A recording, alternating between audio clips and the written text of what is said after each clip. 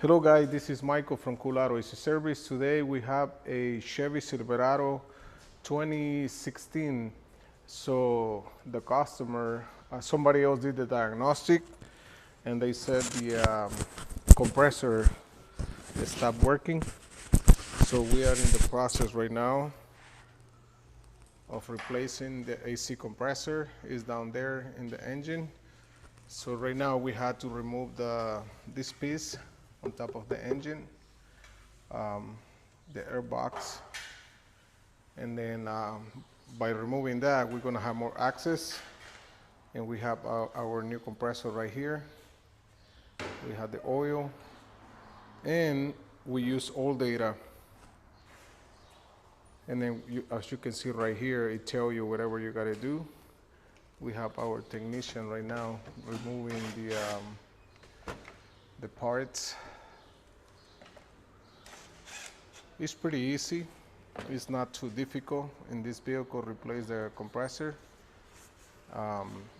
That's why we are recording this video.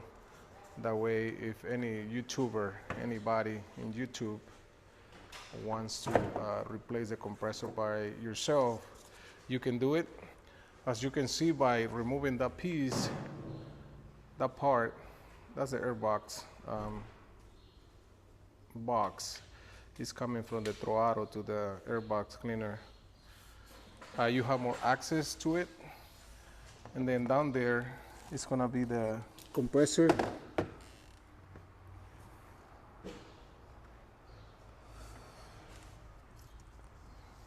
The compressor is right there. You can see it. We call it overheated. The reason this compressor fell is due to the lack of refrigerant in the system.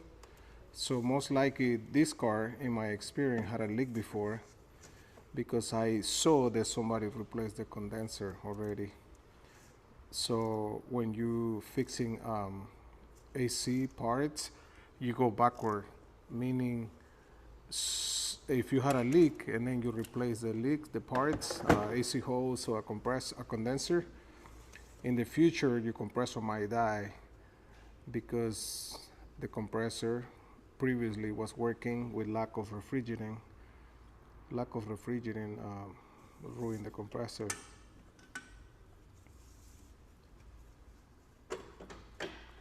So right now the technician is removing the AC hose, and after removing the AC hose, it's going to be easy to lose the serpentine belt.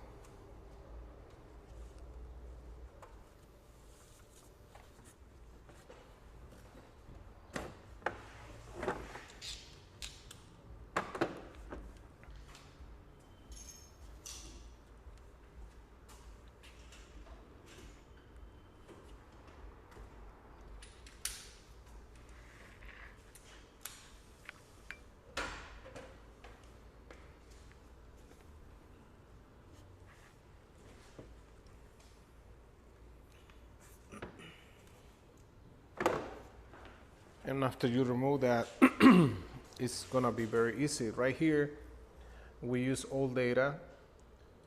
That's how, we pay this subscription and help us to identify more stuff in the process. So it's telling you that you're gonna remove number 3, number 1, and then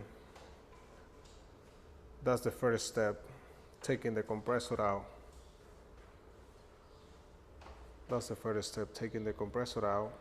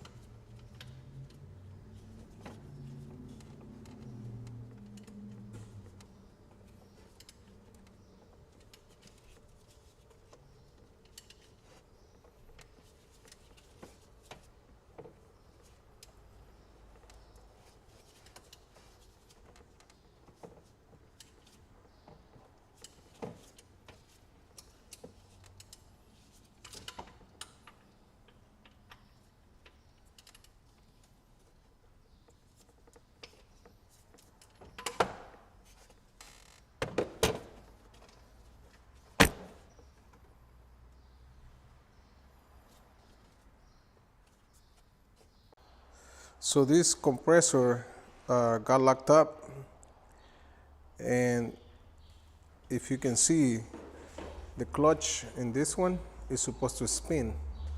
In this one, the clutch is not moving no more, and that's what happened. So lucky the customer, the belt didn't got damaged. If the belt get damaged, sometimes the car is not drivable. But in this case, look at what happened. So we're replacing a compressor, and now we have all data here.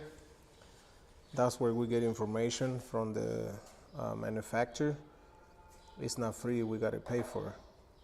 And now the compressor oil, when you're replacing a compressor, is very important.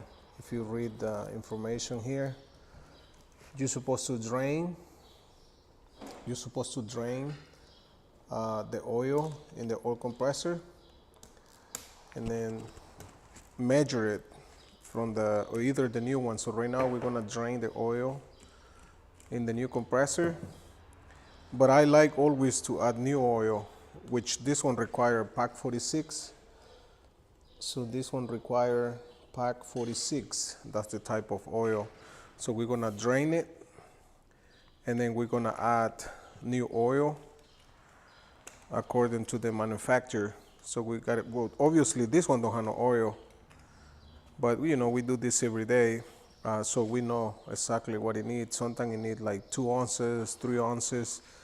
So we're gonna take this oil, drain it out, and we're gonna put new oil with the same amount of oil that we drain. That's what the recommendation. Sometimes it gives you the right amount in the specification. A lot of Japanese cars, like right now it say replace compressor is shipped with 1.4 of refrigerating oil. So we're supposed to put the same thing, 1.4 back. So let's see how much this one has. But right here tell you, if you drain that amount, that's the amount that you're gonna put it back in the compressor. And it's too little, that amount. That's right.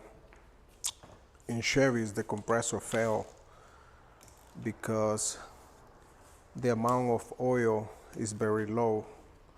To me, a compressor that run with 2 or 3 or 2.5 ounces of oil is good. But this one ran with 1.4. To me, that's too little, too low. But that's what, you know, how they made it.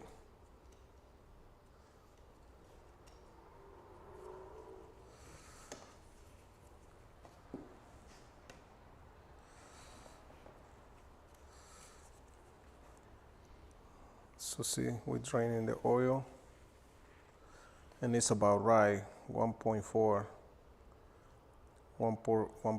ounce. That's what the manufacturer is saying that it should have. That's like almost 2. That's a little too much.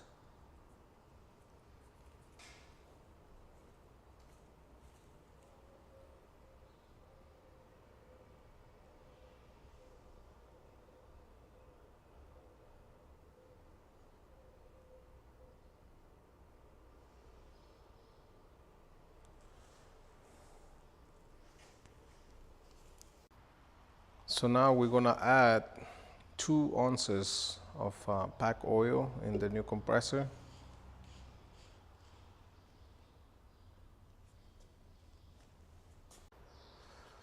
So right now we're adding the oil.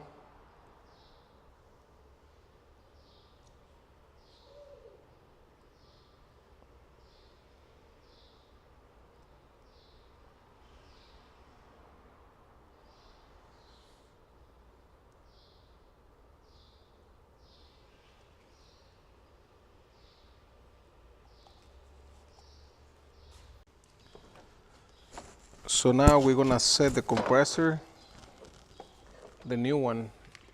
We're setting the new compressor in.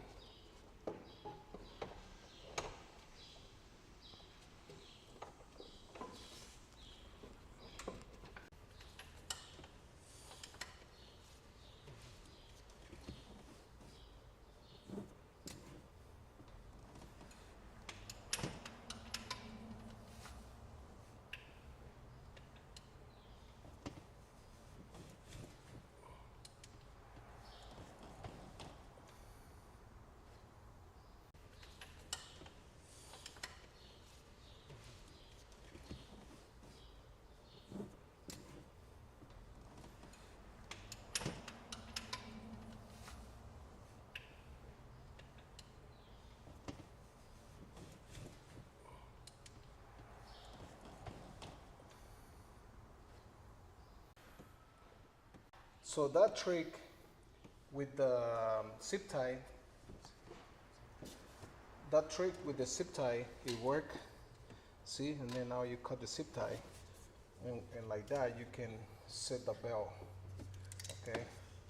So now, when you replace the compressor, do not forget to replace the gasket or O-rings, whatever you want to call them, but typically they are gaskets.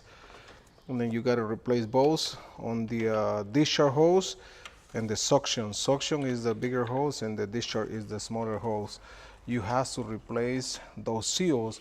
If you don't replace the seals 100%, you're gonna have a leak, big problem. So do not forget to replace the seals in the compressor hoses where you disconnect it. You have to replace those seals. So right now we are in the process of recharging the AC system. We vacuum the system. You have to vacuum it. Every time that you open the system, you have to vacuum it for 15 minutes or 20 minutes, which we already did it. So now we are recharging it with our AC machine, the snap-on AC machine, and it's saying that it's done already. So that's how we service the AC. So we done. So the car is cooling, as you can see. It's going down 52 degrees, 51. So we finished this job. We replaced a new AC compressor.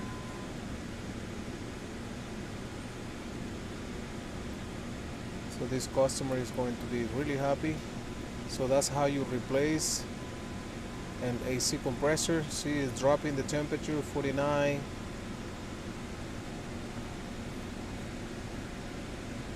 So we finished this job. Thank you for watching our video. So we finish it. That's how you replace an AC compressor. Thank you guys. And once again, this is Cool Auto AC Service. Thank you for watching our video.